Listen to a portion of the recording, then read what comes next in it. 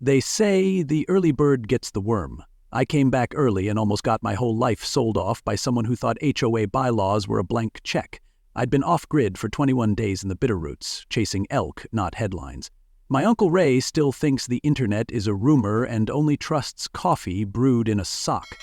I didn't bring a charger or a care in the world, just a bow, a knife, and a need to disappear for a bit. So when I turned onto my ranch road, expecting a familiar beat-up mailbox and maybe Ricky's muddy tire tracks, I wasn't prepared to see a velvet rope and a guy in a vest offering valet service like my driveway was the red carpet at a film premiere. At first, I honestly thought I'd hallucinated, but then I saw the white tents, the folding chairs, and the SUV lineup that looked like a Range Rover dealership had thrown up across my pasture. I wasn't back 10 minutes and already something stank, like someone took my piece and repackaged it for rich people who sip drinks with herbs in them. Leave a comment and tell us where you're tuning in from. If you're into real-feeling stories full of wild twists, sweet justice, and just the right dose of HOA mayhem, go ahead and hit that subscribe button. Tomorrow's story? Even more jaw-dropping. And trust me, the next surprise, you won't want to blink. And there she was. Marlon Ashcroft, HOA president, board-certified busybody, and the type of woman who reads bylaws like bedtime stories. She was standing on my front deck like she paid the mortgage, microphone in hand, red blazer flaring in the breeze like she'd just finished filming an infomercial for high-class theft. Lot 14, she called out, includes a naturally spring-fed pond and potential for eco-tourism. Bidding starts at $50,000. Do I hear 55? Her voice had that sing-song charm people mistake for hospitality, but I knew better. I pulled under the grass like it was still mine, because it was, and killed the engine right in front of her champagne station. I stepped out of the truck, slow, every eye turning like I'd crashed a wedding, and said, "What the hell do you think you're doing?" The music stopped like someone had yanked the plug. Marlene blinked once, then smiled like a woman who practiced her smug in the mirror every morning. "You're back early," she said, calm as a pond before a hurricane. "This is a private event, sir." And then, without missing a beat, she turned to the two muscle-bound men in tight black polos labeled HOA Security and said, "Please, remove the trespasser." Now, I've been called a lot of things in my life, stubborn, sarcastic, uncooperative during audits, but never a trespasser on my own porch. I let out a laugh that tasted like disbelief. "You're calling me a trespasser?" I asked, walking forward. "Lady, I've owned this dirt since I could walk it. You lose a bet or just your damn mind." One of her guys stepped forward and puffed out his chest like he practiced in a mirror too. "Sir, you'll need to step back behind the public perimeter. This is HOA-sanctioned territory until further notice."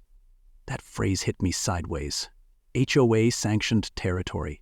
Like I'd wandered into a foreign country and my passport was expired. I told him unless he had a badge or a signed court order, he'd better think twice before touching me.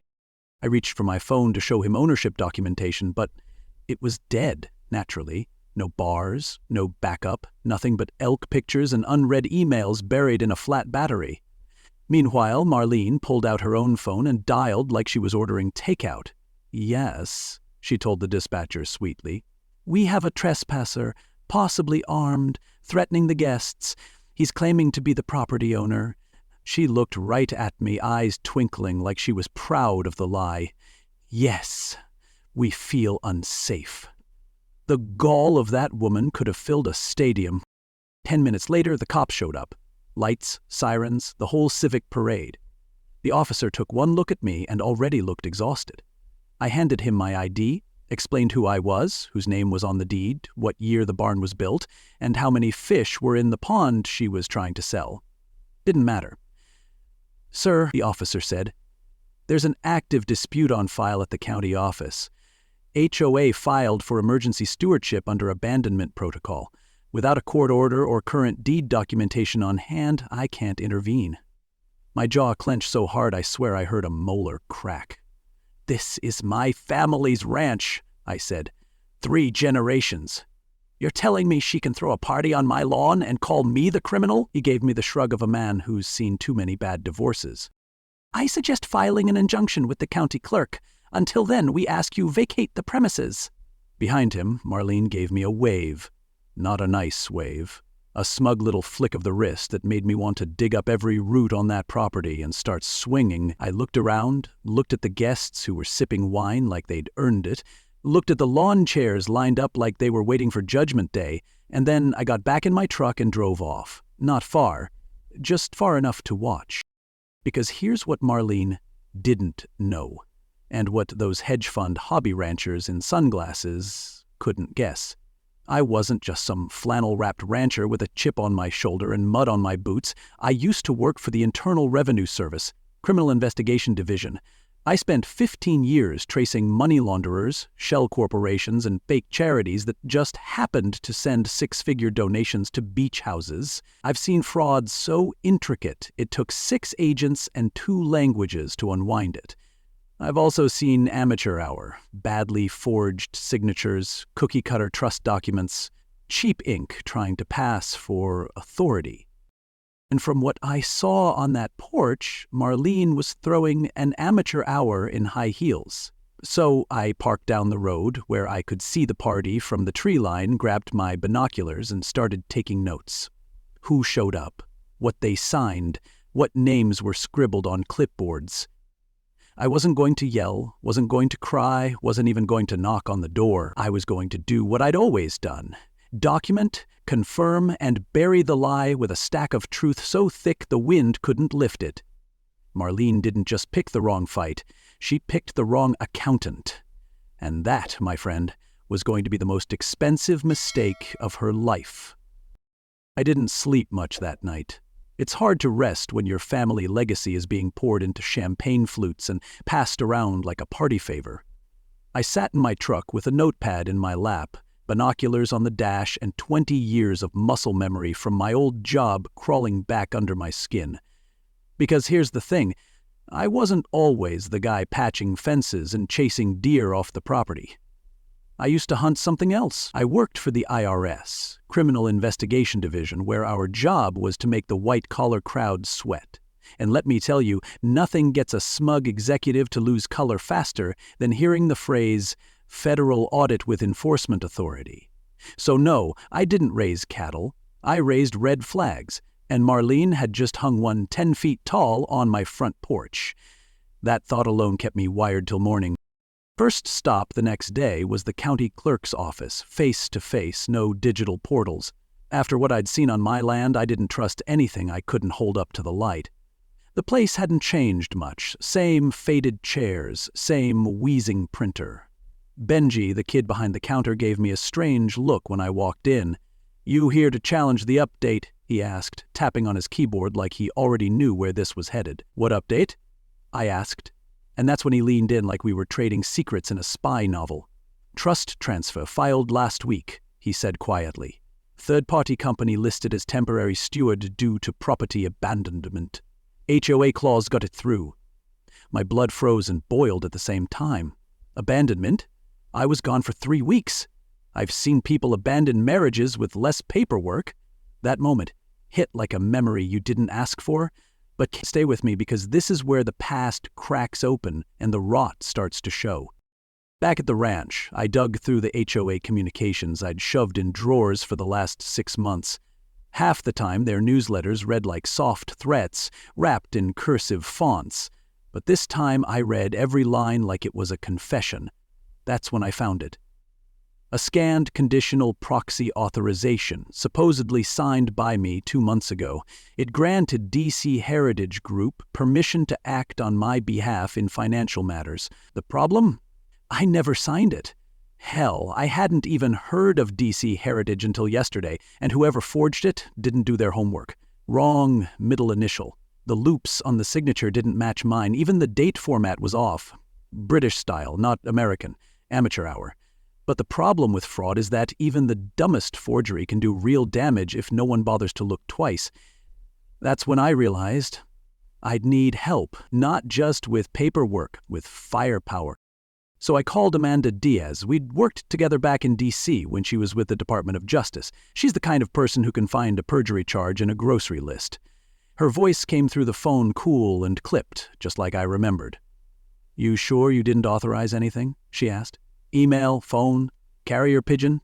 I told her no, nothing, not even a smoke signal. Then I said the name, Marlene Ashcroft, and there was a pause, a heavy one. "The same Ashcroft your father dragged into court back in the 90s. I exhaled slowly. "Yeah, her." You could almost hear the shift in her tone, like a lawyer buttoning her blazer. "Okay," she said. "Get me copies of everything. Emails, HOA memos, forged authorizations, whatever you've got. I'll poke around the county records and see who's greasing the hinges." That call didn't just give me a lifeline, it gave me momentum, because if Amanda was in, someone was about to get real uncomfortable. And speaking of uncomfortable, let's rewind the tape a little, back to Marlene's father, Thomas Ashcroft, a man with more ambition than integrity. In the 1970s, he ran a shady real estate firm that famously sold the same plot of land to 3 different families. It was my dad, Everett Granger, who exposed the scam and dragged Thomas through a public court battle so messy the county newspaper ran weekly updates like it was a soap opera. That scandal killed Thomas's career, crushed his reputation, and all but drove the family out of town. And Marlene? She never forgave that. Not once. Her HOA presidency wasn't about community, it was about control, revenge repackaged as responsibility. And now, decades later, she was coming for the same land, my land, with forged documents and a smug smile. You ever feel the ground shift beneath you and realize it's not an earthquake and it's history trying to repeat itself? That's where I was sitting, on the fault line. So I didn't just gather evidence, I collected intentions. Because this wasn't about a form filed in haste or a vote misunderstood. This was a campaign, a deliberate move to erase my name from the land ledger and replace it with hers, through back channels, fake signatures, and the slow creep of HOA overreach. But here's the thing about people who build their empires on paperwork. They forget there's always better paperwork, more accurate, more recent, more powerful, and I had just begun digging. What I needed now was time, and Amanda was already burning daylight for both of us. Marlene thought the law was her weapon. What she forgot was that I used to write the manual. Stay with me, because the next move, that's where it starts to burn. So if you think Marlene's paper trail stops here, think again, because what I found next didn't just prove fraud, it put a pulse on it. And when proof starts breathing, someone's about to run. Hit that subscribe button if you haven't already, and leave a comment if your HOA ever tried something slick. The next part, and trust me, you're going to want front row seats for what happens when the evidence fights back. Amanda showed up the next morning with 2 coffees, a look that said, "I haven't slept either," and a laptop already open to the county filings. "First things first," she said, handing me the cup like it was a search warrant. "You are right. That POA, it's legally laughable. The language is vague, the witness signature looks like it was written by a nervous raccoon, and the formatting doesn't match county standards." She flipped the screen toward me. "But here's the kicker. Marlene's name isn't listed directly. It's all filed through a third-party trust, EC Heritage Holdings." I stared at the name. "Never heard of them." Amanda raised an eyebrow. "You will." And right then I knew this wasn't just fraud, it was money fraud. The kind that always hides behind a corporate name in a clean font. The kind that doesn't like sunlight. That's when I remembered the old surveillance system my father installed. A patchwork of cheap trail cameras and one wired setup buried in a bird feeder overlooking the main drive. I hadn't checked the recordings in years, but sure enough, the little red light was blinking. Took me hours to scrub through the footage, but eventually I hit pay dirt.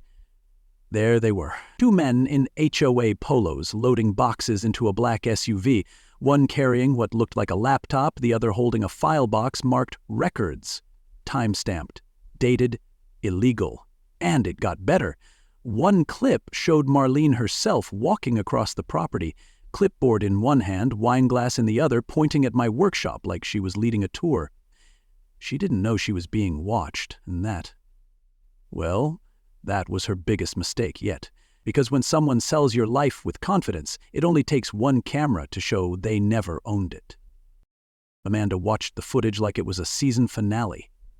"You realize," she said slowly, "this isn't just trespass. This is intent. She was preparing to transfer assets she didn't legally control." I nodded. "And now she's on film proving it." Amanda didn't hesitate. By that afternoon, she'd filed a motion for an emergency injunction with the county court, requesting a freeze on any sale, transfer, or claim involving my land. "It'll take 48 hours to process," she said, "but the paper's moving." Me? I decided to accelerate the messaging a little more directly. I rented a billboard just outside of town for one day. The message was simple. Thinking of buying land from the HOA? Better ask who owns it. No logos, no fine print. Just a clean shot across the bow with big black letters on white space. Petty? Maybe. Effective? Absolutely. And while Marlene was playing show pony at her little fundraiser, I was building a library of receipts. I traced EC Heritage Holdings to a strip mall mailbox in Nevada, a place that had registered over 200 investment trusts in the past year alone. And guess whose name popped up as the legal representative? Paul Knox. Knox had tried to rezone half a lakeside neighborhood for a casino once. That one blew up on him, but somehow he always landed soft. I wasn't surprised he'd crawled his way into Marlene's inner circle. She needed someone who knew how to grease the right wheels and how to keep his fingerprints off the doorknobs. But this time he left a trail, and I was already sweeping it up. What struck me most wasn't the scale of the scheme. It was the arrogance of it.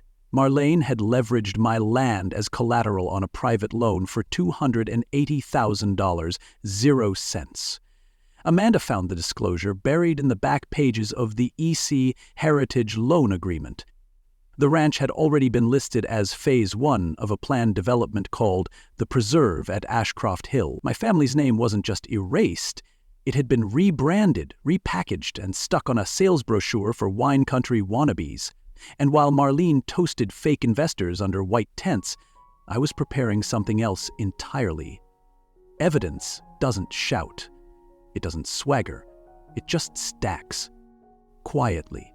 Until it's tall enough to bury someone. And Marlene? She'd just handed me the last brick I needed. Because here's the truth most con artists forget. Proof breathes. It grows. It circulates in emails, whispers through courtrooms, flashes on screens, and when you catch it on camera, in writing, and in the fine print of a fraudulent loan agreement, well, then you don't have a story, you've got a case. And a case with a pulse is something you can walk into any judge's office and say, "This isn't an accusation, it's an autopsy." Stay close, because the next chapter, we're about to turn her closing ceremony into an opening act for something much louder. Do you ever see someone so confident they forget mirrors exist? That was Marlene the afternoon of her big closing ceremony. She had a brass quartet by the driveway, gold-trimmed flyers boasting about a once-in-a-lifetime community transformation, and a floral arch over the tent that read "Vision to Reality." All while standing on property she didn't own, sipping wine she didn't pay for, and selling dreams she forged in triplicate. Meanwhile, a few acres over, I was setting up an old projector against the broad red siding of my family barn. No spotlight, no streamers. Just a 20-foot screen, a collection of damning clips, and a crowd that didn't know yet how wild their evening was about to get. Marlene had planned her party like a Broadway opening. I was about to hand her a closing night no one would forget. As her guests trickled in, I spotted Knox pacing near the stage, glancing at his watch like he was waiting on divine intervention. Amanda stood beside me near the barn, checking a stack of documents so thick it needed a bungee cord. "Everything's ready," she said, flipping to the last page. "The judge signed the injunction an hour ago. We're cleared to show the evidence. Just don't say a word, let the footage speak." So I didn't. I leaned back against the side of the barn and watched the sun dip below the trees. At 5:03 p.m., just as Marlene raised her mic and welcomed her guests with a speech full of honey and fiction, the projector lit up. No music, no voiceover, just her own words filling the air. If we don't move 3 more lots by Thursday, we're done. I'm not going down for your family feud. There was a beat of silence, then shifting feet, murmurs, phones rising. Knox stopped cold. Marlene squinted into the distance, and her smile twitched like it was trying to escape her face. The video rolled on, now showing her forging the proxy authorization signature comparisons layered transparently over her document, exposing mismatches so obvious even a 5th grader could spot them. Then came the bank loan forms, showing she'd leveraged the ranch before filing the PO. One guest gasped. Another started recording, and the brass quartet? They packed up quietly and slid out the back like rats leaving a yacht that was starting to tilt. Marlene's voice echoed again, this time from a captured HOA board meeting. It doesn't matter what he thinks. Once we own the narrative, we own the land. Oh, Marlene, you walked into the frame yourself. Amanda stepped forward just as the last frame froze on a still image of Marlene shaking hands with Knox under the tent, both grinning like 2 kids who stole the answers to the test. She raised a thick envelope. Marlene Ashcroft, she called out, calm but clear. This is a formal notice of investigation from the district attorney's office. You are advised to retain legal counsel immediately. It hit the plywood stage with a hollow thud, and the sound rang louder than her speech ever did. Knox turned to leave, but a county deputy blocked his path like it was choreographed. Not yet, the officer said, voice flat as concrete.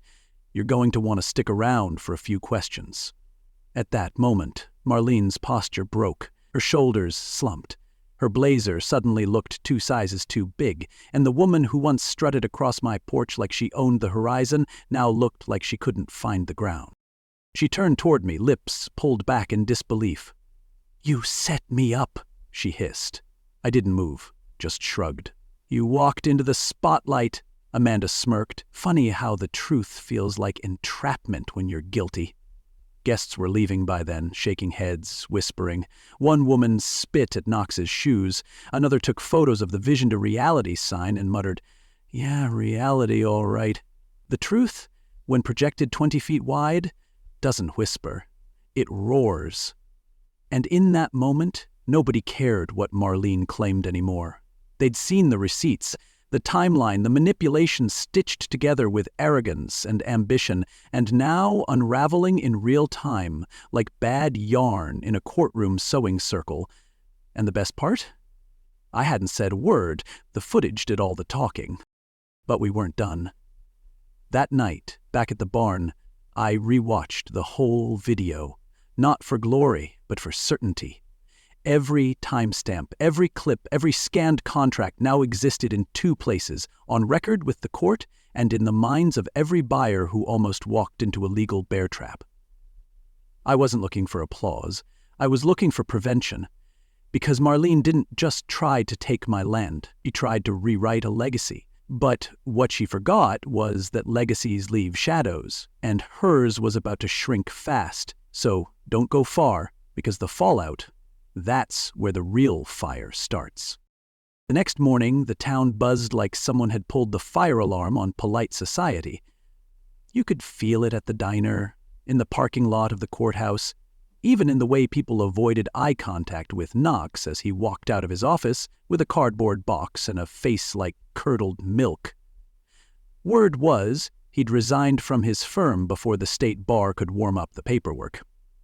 Smart move, really. Like leaving the poker table before the dealer flips your bluff. Marlene, on the other hand, had gone silent. Her attorney tried to spin it as an unfortunate administrative miscommunication, but when half your admin folder is video footage of you committing felony fraud in broad daylight, that spin doesn't stick. Amanda called around noon. 3 counts, she said. Deferred sentence, full restitution, 8 years probation, lifetime ban from any HOA leadership. Then she paused. And get this, she has to take an ethics course. I nearly dropped my coffee laughing. Now you'd think that'd be the victory lap, but it didn't feel like one, not exactly.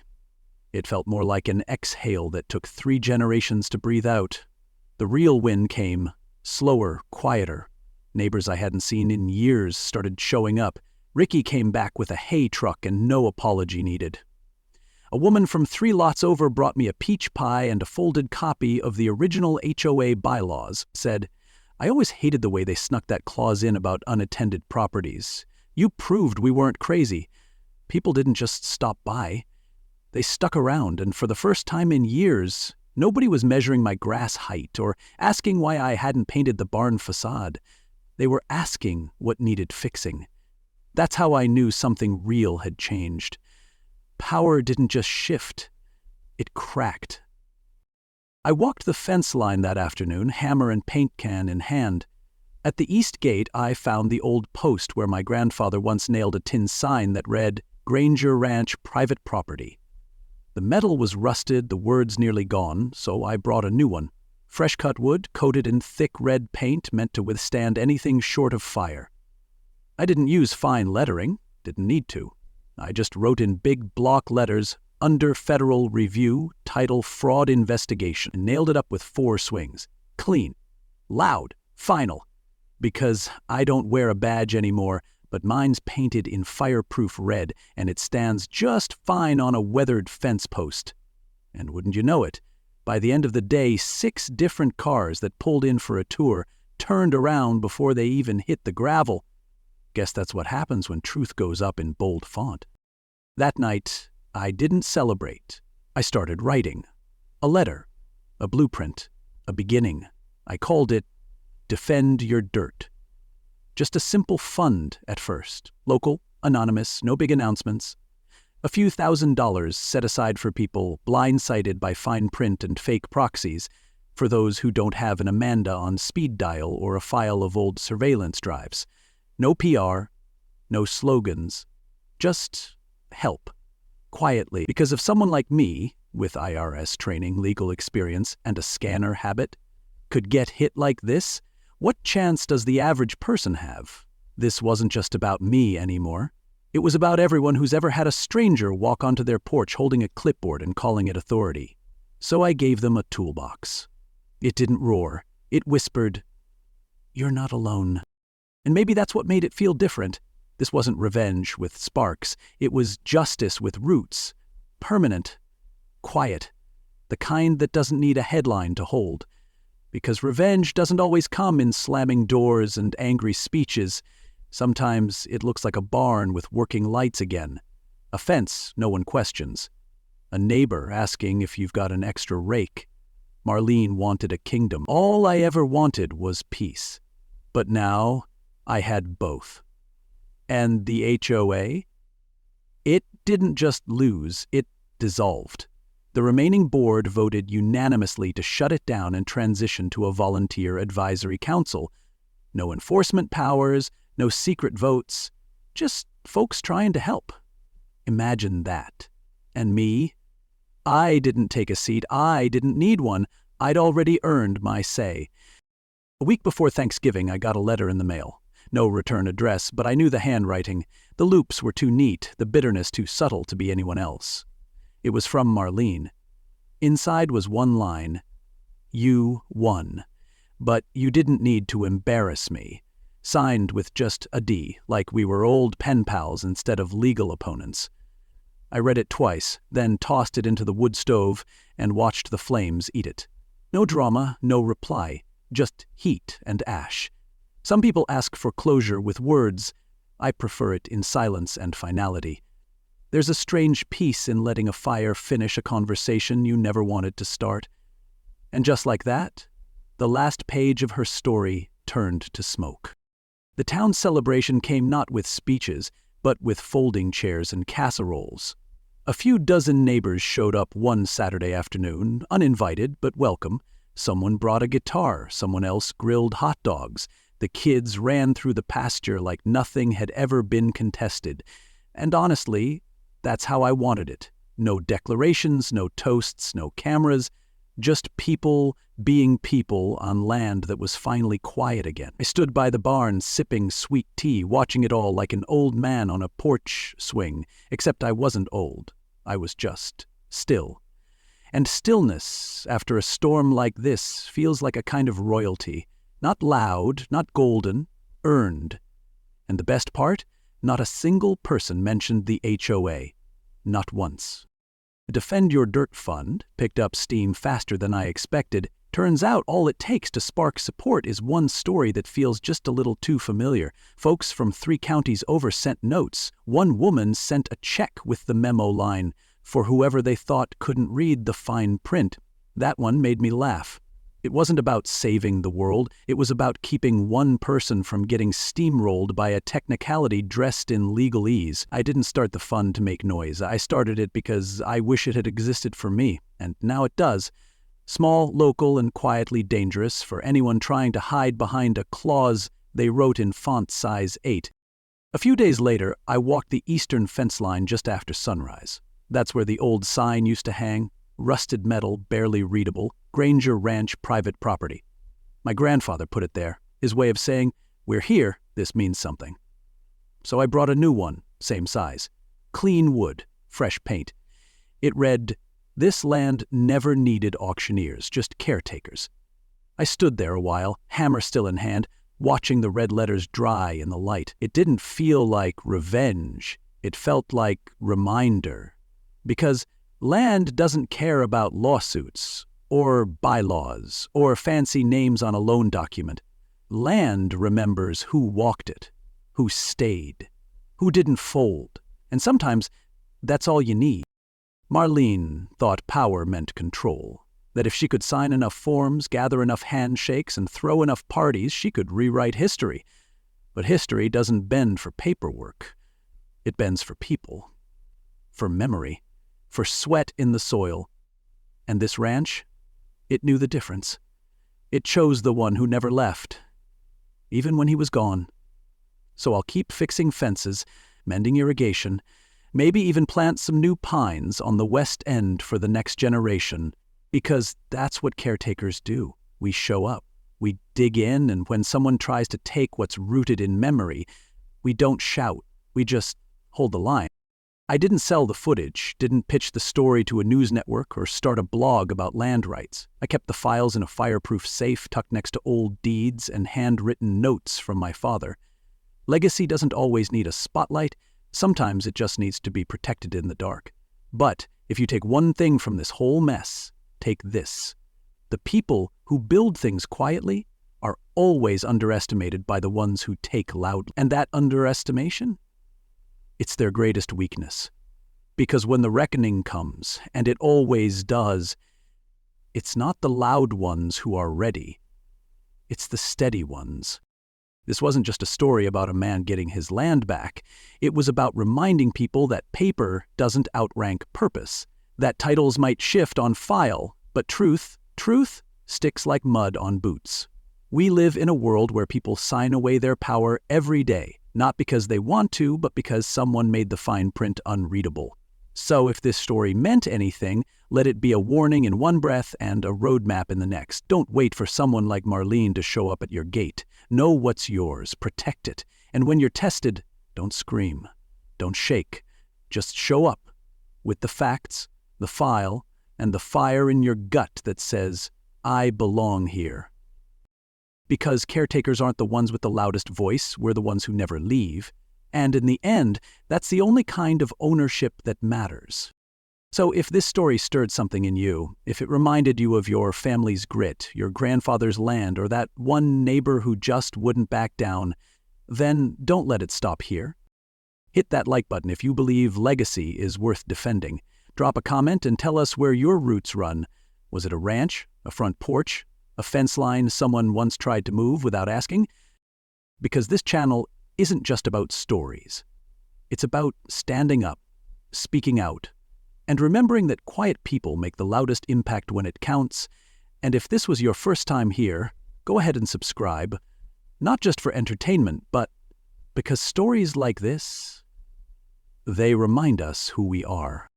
They remind us that when someone tries to steal what matters most, land, name, dignity, we don't beg. We dig our damn heels in, and we hold the line. New episodes drop every week, packed with twists, justice, and that slow burn kind of satisfaction you don't get anywhere else. Don't miss what's coming next. It's bold, it's real, and just like this one, it's personal. Subscribe now. Your story's next.